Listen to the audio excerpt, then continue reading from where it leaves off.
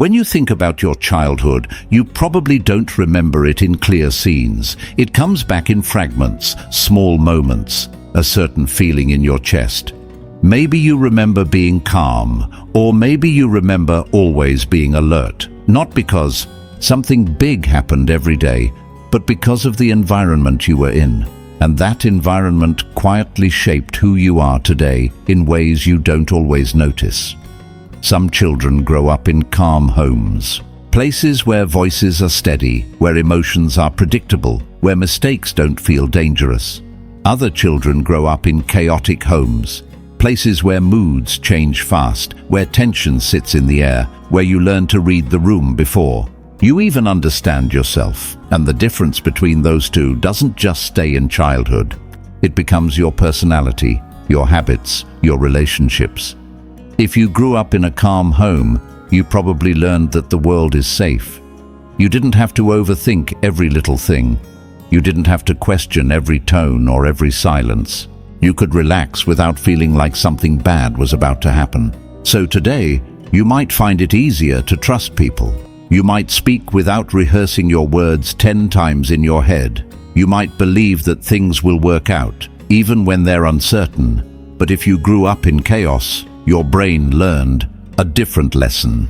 It learned that stability is temporary, that peace can disappear without warning. So instead of relaxing, you adapted. You became aware.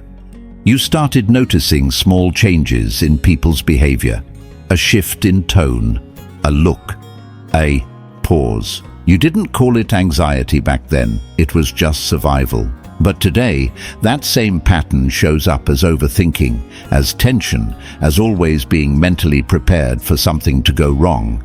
And here's where it gets deeper. Children in chaotic environments often become emotionally advanced too early. Not because they had a choice, but because they had to. You learned how to manage situations, how to avoid conflict, how to keep things from escalating. You might have been called mature, responsible, strong.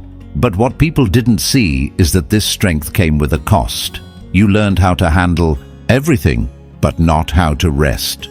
So now, as an adult, you might struggle with things that seem simple to others. You might find it hard to fully relax, even in safe situations. You might replay conversations in your head, wondering if you said something wrong. You might feel responsible for how others feel, even when it's not your job. And deep down, there's this constant pressure to keep everything under control. If this sounds like you, pause for a second and really think about it. Do you feel uncomfortable when things are too calm? Do you trust peace, or do you wait for it to break? That reaction is not random. It was built over years. At the same time, if you grew up in calm environments, you might not even realize how different your experience is. You might expect communication to be easy, emotions to be stable, people to be consistent, and when you meet someone who grew up differently, their behavior can seem confusing. Why do they overthink? Why do they pull away? Why do they need reassurance? But for them, it's not a choice. It's a pattern their brain learned early. And this is where relationships become complicated.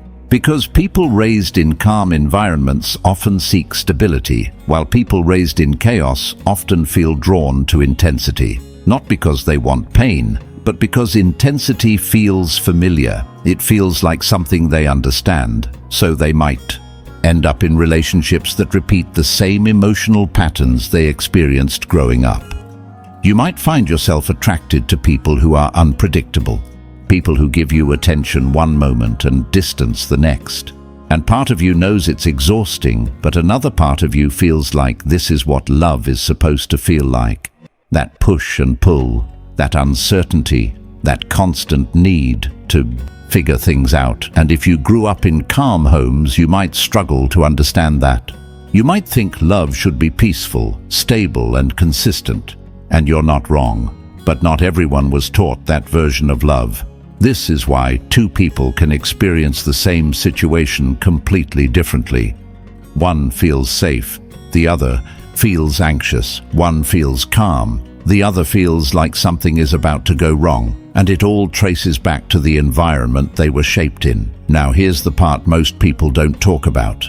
Neither side is completely right or wrong, they're just different adaptations. If you grew up in chaos, your awareness is not weakness. Your ability to read people, to sense tension, to anticipate problems, that is a skill. It helped you survive. But it doesn't mean you have to live in that state forever. And if you grew up in calm environments, your ability to trust, to stay grounded, to not overreact, that is also a strength. But it doesn't mean you will always understand people who didn't have that experience. The goal is not to label one as better than the other.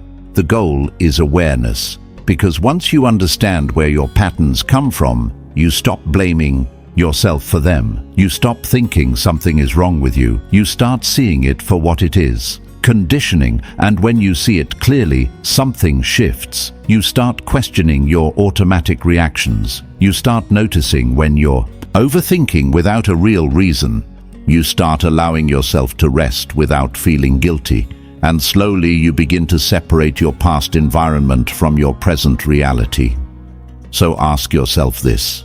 Are you reacting to what is happening right now, or are you reacting to what you were taught to expect?